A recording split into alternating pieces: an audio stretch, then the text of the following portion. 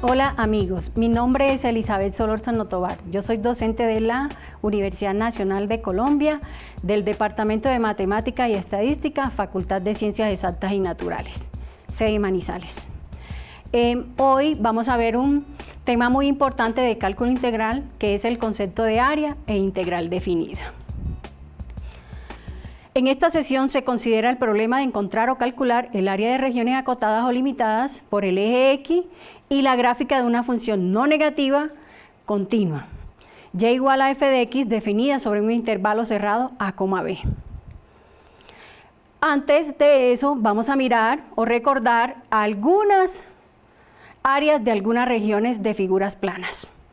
Tenemos área del rectángulo, que es base por altura, área del cuadrado, que es lado por lado, área del triángulo, que es base por altura sobre 2, área de una circunferencia, que es pi por r cuadrado, área de un trapecio, que es la semisuma de las bases, base mayor, base menor, por la altura, y área de un polígono, que es apotema, por la longitud del lado, por el número de lados, sobre 2.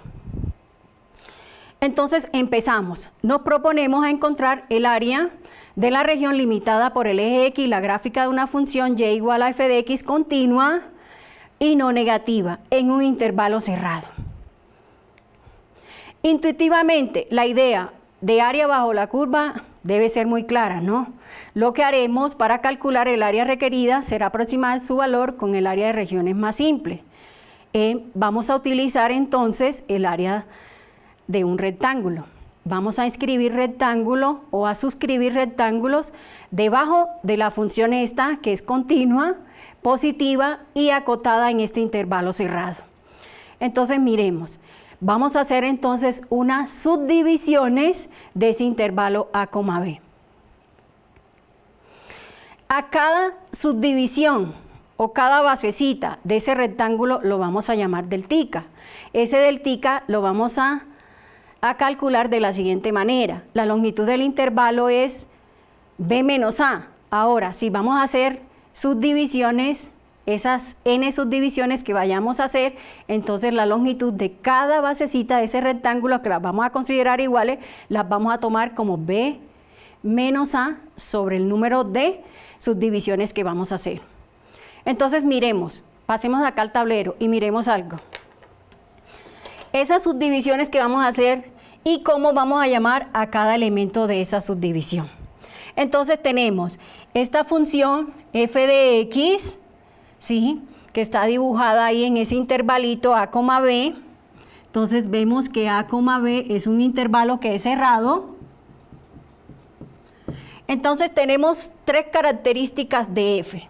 La primera, que debe ser continua. Debe ser una función positiva y debe ser una función acotada en un intervalo cerrado. Entonces, para calcular el área, dijimos que íbamos a utilizar rectángulos. Estos rectangulitos, entonces yo los puedo dibujar de esta forma.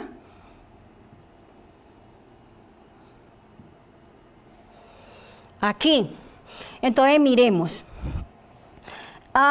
el primer elemento del intervalo, el punto inicial, lo vamos a llamar x sub 0. Al segundo puntico lo vamos a llamar x sub 1. Y así sucesivamente hasta llegar hasta el punto final de nuestro intervalo, que a ese punto final entonces lo vamos a llamar x sub n. Ahora, pero dijimos de que cada basecita de ese rectángulo va a ser ¿quién? La vamos a considerar como es un deltica. Y dijimos entonces, o vamos a decir que ese deltica vale b menos a sobre n. Ahora, si nosotros vamos a considerar el área de cada rectángulo, ¿sí?, para calcular o aproximar el área que está bajo la curva de esa función, que es continua, positiva y acotada en ese intervalo cerrado, vemos entonces que tendríamos que sumar todas las áreas de esos rectángulos. Ahora, ya solamente del rectángulo tenemos la basecita. ¿Qué nos falta? Nos faltarían las alturas, ¿sí? Porque como recordamos, el área de un rectángulo ¿es quién? Es la basecita por la altura. Y si nosotros tenemos que el área del rectángulo que se forma, este primer rectángulo, ¿sí? Entonces, ¿quién sería? Sería el deltica, ¿por quién? Por la altura. Nuestro reto entonces es encontrar quién sería nuestra altura. Pero antes de eso debemos considerar una cosa adicional. ¿Qué debemos considerar? Debemos considerar de que en un intervalito hay infinitos números reales. Significa que yo puedo aquí hacer otras subdivisiones y aquí encontrar otros elementos en el eje X. Ahora, entonces, hay tres consideraciones para mirar cuál sería la altura de este rectangulito. Una primera es que yo tome puntos que están a la izquierda del intervalito, en este caso sería mi X sub 0, o punto que está a la derecha, en este caso para mi rectangulito sería X sub 1, o puntos medios, que sería este de aquí, el punto medio entre X sub 0 y X sub 1, sería X sub 0 más X sub 1 medios. Entonces, ¿quién sería mi altura? Tengo que considerar entonces qué elemento tomo en esos nuevos, como dicen en nuestra nueva partición, para mirar cuál sería mi altura predilecta. Entonces, vamos a mirar también quién es nuestro X sub 0, cómo podemos definirlo. Entonces, miremos acá. X sub 0, entonces, ¿quién es? Es A. X sub 1, ¿quién sería? Entonces, sería A más el deltica. X sub 2, ¿quién sería? A más 2 veces el deltica. X sub K, entonces, ¿quién sería?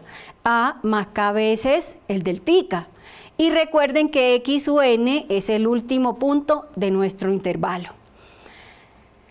Entonces, miramos. Dijimos que íbamos a tomar elementos arbitrarios dentro de cada subintervalo que formamos. A esos elementos entonces los vamos a llamar X sub 1 asterisco, X sub 2 asterisco, hasta X sub N asterisco. Estos puntos, ¿qué nos denotan? Nos van a denotar posible ¿qué? Las posibles alturas, pero debemos calcularlas. ¿Cómo se calcula? Cuando ya se considera el elemento arbitrario, entonces se evalúa en la función es cada elemento arbitrario. Entonces tenemos tres posibilidades, ya lo dijimos. Más adelante vamos a mirar cómo los definimos.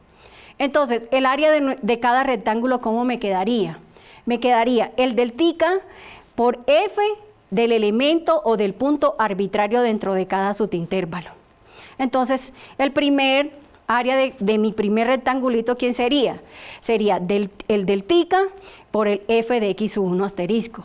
El segundo sería F de X, sería el deltica por F de X 2 asterisco. ¿Hasta quién? Hasta el deltica por F de X sub N asterisco. Pero, listo.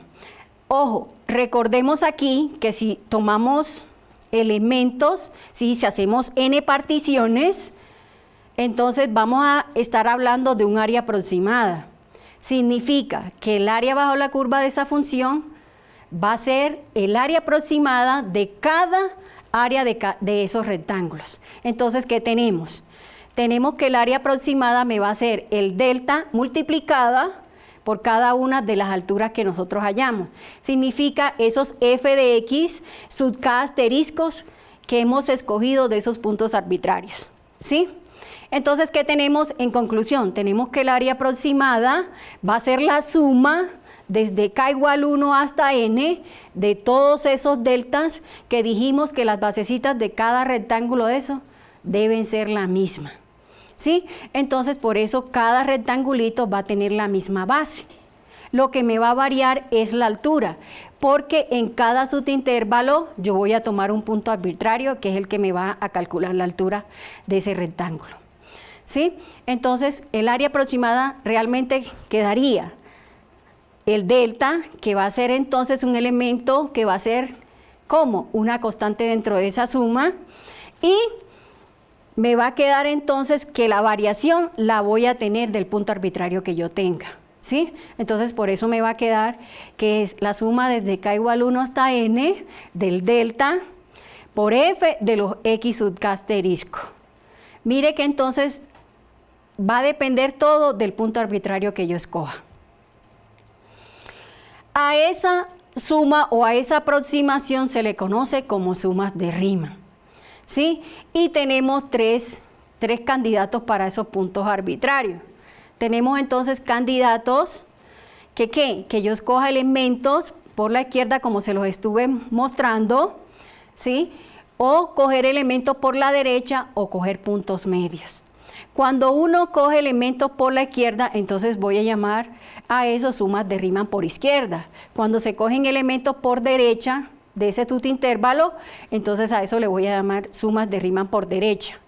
Y cuando se cogen los puntos intermedios, a eso le voy a llamar sumas de Riemann en general. Entonces ahí les presento el concepto de ¿qué? De área. Hemos estado calculando o hemos estado tratando de calcular el área bajo la curva de esa función, pero con esas tres condiciones de la función, ¿no? Para poder hablar de área. Ahora, ¿a través de qué lo hicimos? Lo hicimos a través de rectángulos. ¿Listo? De suscribir y de inscribir rectángulos, dependiendo a los puntos arbitrarios que nosotros escojamos. Entonces, ¿qué pasa? Nosotros no podemos estar diciendo de áreas aproximadas, tenemos que hablar de áreas reales, porque uno no se queda aproximando cosas, se queda es tratando de calcular o llegar a las áreas que nosotros necesitamos, que es el área real. Entonces, ¿qué es lo que hacemos? Dijimos, ¿qué pasa cuando se incrementa el número de intervalos? ¿Qué pasa cuando yo hago más de esas n particiones? Yo no me voy a conformar con n particiones, sino que yo digo, hágalo cada vez más. Entonces, ¿cómo hago yo para que ese n se incremente? Utilizo un concepto.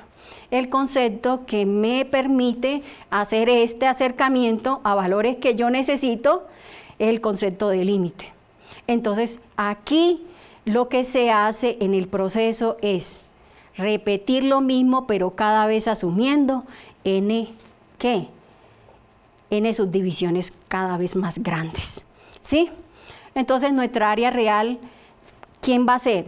Va a ser el límite cuando se incremente esa n subdivisiones, ¿qué? Del área de ¿qué? Del área de esos rectángulos.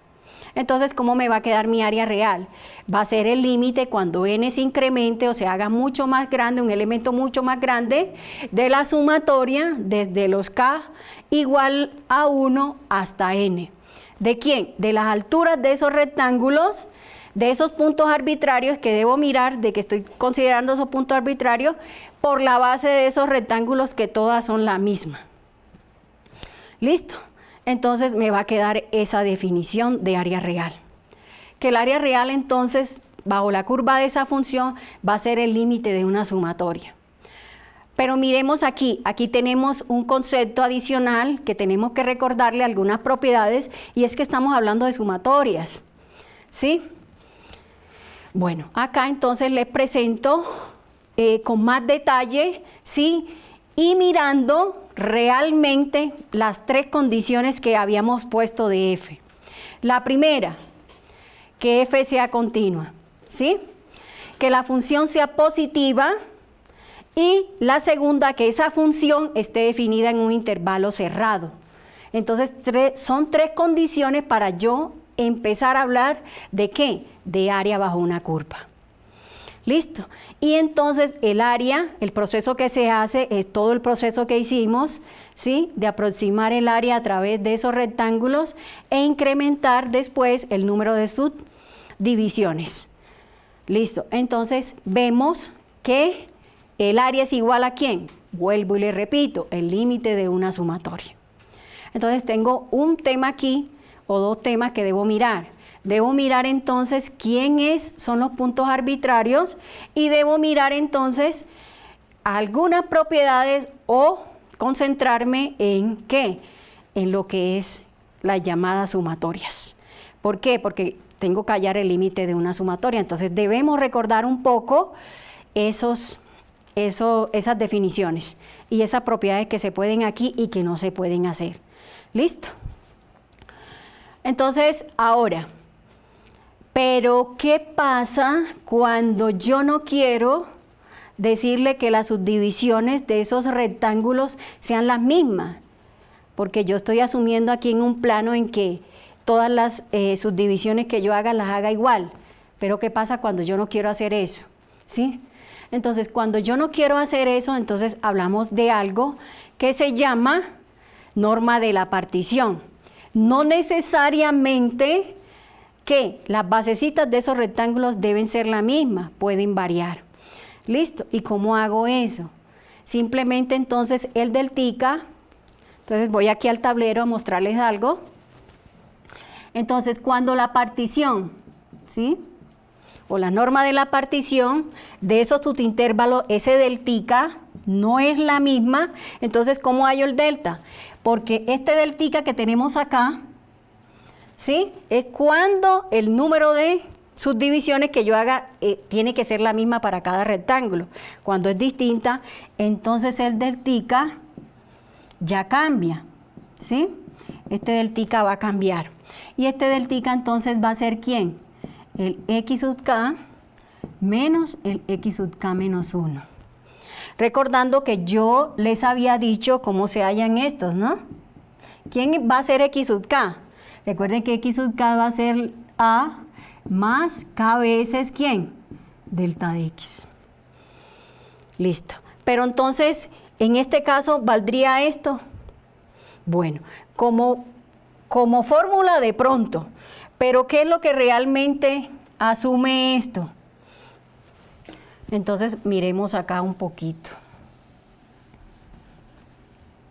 Usted tiene el intervalo. Listo. Cuando yo le digo, aquí tiene x sub 0, tiene x sub 1, acá tiene x sub 2, entonces, ¿quién sería delta de x sub 2? Entonces, recuerden que delta de x sub 2, ¿quién es? X sub 2 menos x sub 1. ¿Listo? Entonces, acá, ¿quién sería delta de x sub 3? Para cuando las particiones, vuelvo y les digo, no son iguales. Entonces, mire, aquí se puede notar de que esta partición es mucho más pequeña que esta otra, entre x sub 2 y x sub 3. La partición entre x sub 1 y x sub 2 es más pequeña que la partición que hay entre x sub 2 y x sub 3. ¿Quién sería entonces x sub 3? Entonces sería x sub 3 menos x sub 2. Entonces miren que es el punto final menos el punto inicial. Listo, eso lo tendría que hacer para cuando las particiones no son regulares o no son las mismas. Significa que la base de esos rectángulos no son las mismas. Entonces tenemos esta otra posibilidad. Entonces pasemos acá. Vuelvo entonces a definir una nueva área, ¿sí? Pero ya ¿con qué? Con particiones irregulares de las bases. Esos rectángulos ya no van a tener las mismas bases, entonces ¿cómo quedaría nuestra nueva fórmula? ¿Listo? Entonces el área sería el límite cuando el máximo de esos deltica se hace cada vez más pequeño. Porque recuerde que entre más subdivisiones tengamos, el área va a tener, como dicen, el área de esos rectángulos se va a parecer más al área real, bajo la curva de esa función. A ese máximo de esos delta de x sub k en esa fórmula se le conoce como la norma de P, o sea, la norma de la partición. Entonces, miremos algunas observaciones. Dice aquí que los valores de x sub 1, x sub 2 hasta x sub n pueden ser escogidos arbitrariamente. En la práctica se escogen 3, como los vimos. Entonces, hablemos del punto final izquierdo de cada intervalo. Entonces, el punto de cada, bueno, aclaro aquí, estas observaciones son para cuando las particiones son ¿cómo? Regulares. Significa que las particiones o las bases de esos rectángulos son iguales. Entonces se dan estas condiciones. El punto final izquierdo quedaría como el x sub k menos 1. Entonces por la fórmula sería a más k menos 1 por delta de x. El punto final derecho de cada subintervalo entonces sería x sub k. que sería A por K por delta de X.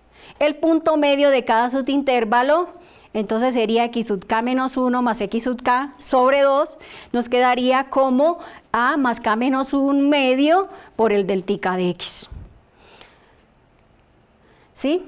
Entonces, vuelvo y le recuerdo que la fórmula me maneja una suma, ¿sí? O sea que estoy hablando aquí de una sumatoria. Debo entonces recordar esos temas.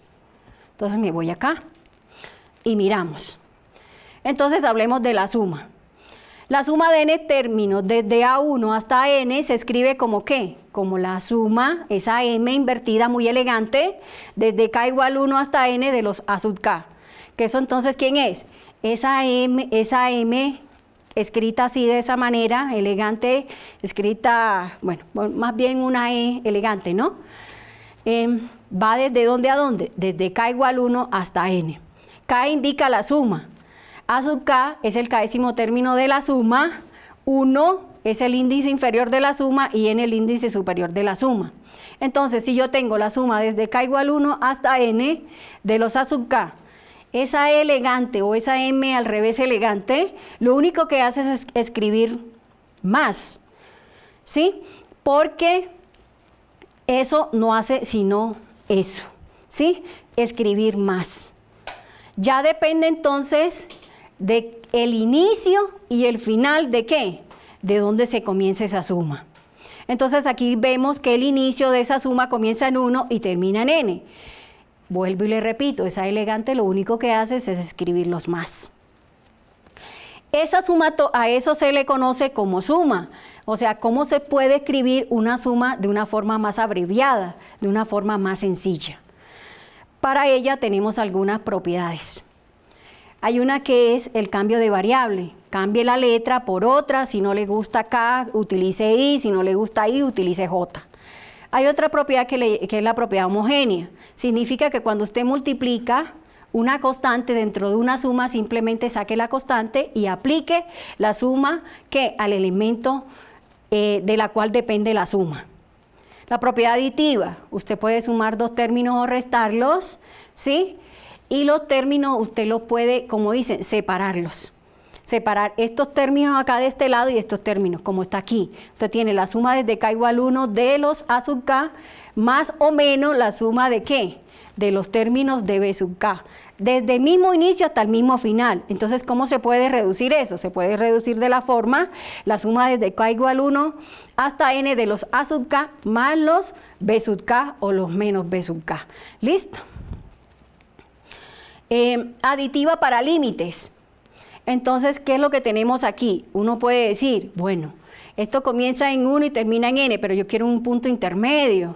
O yo quiero un punto que esté un poco más allá. Entonces, ¿cómo iría esto? Sería desde k igual 1 hasta un punto P de los a sub k más un punto P más 1.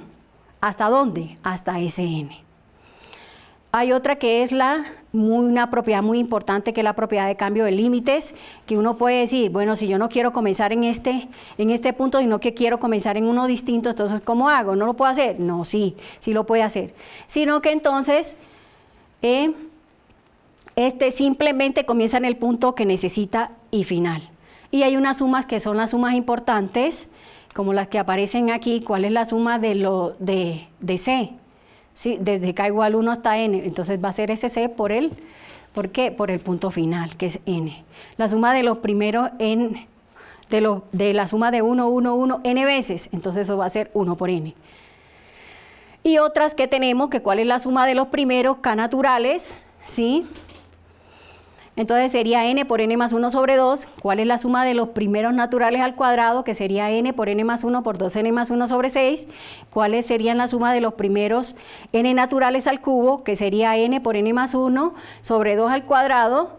Y así. Vamos a estar hablando de una suma también importante aquí, que es la suma geométrica.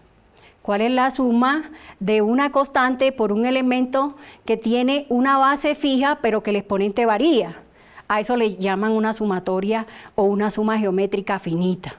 Esa entonces valdría la constante por ese R o ese elemento fijo, ¿sí? Cogen el elemento final y le suman 1 al exponente y le restan 1 sobre ese exponente, sobre esa expresión fija o ese elemento fijo menos 1. Y una última importante, una propiedad bastante importante es la propiedad telescópica, que me dice cuál es la suma de la diferencia de unos términos, que es el término menos el término anterior, o el término menos ¿qué? Menos el siguiente. Entonces ahí tenemos y hablamos de la propiedad telescópica, que podemos determinar cuáles son los elementos que me quedan en esa diferencia de esa suma. ¿Sí? Vemos entonces cuando es el elemento menos su elemento anterior, me va a quedar el elemento evaluado en el índice final y el elemento A sub k menos 1 evaluado en el índice inicial. También debo recordarles algo, entonces me paso acá un momentico al tablero.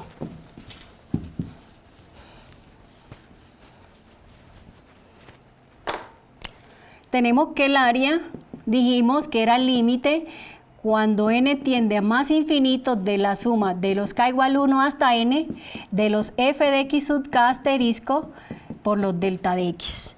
A esto también se le conoce como la integral de Riemann. ¿Sí? Porque cuando la tenemos sin el límite, esta partecita de acá se le conoce como sumas de Riemann.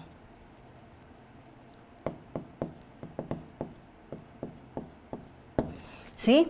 Cuando le anexamos la palabra límite, se le conoce como integral de Riemann o integral definida.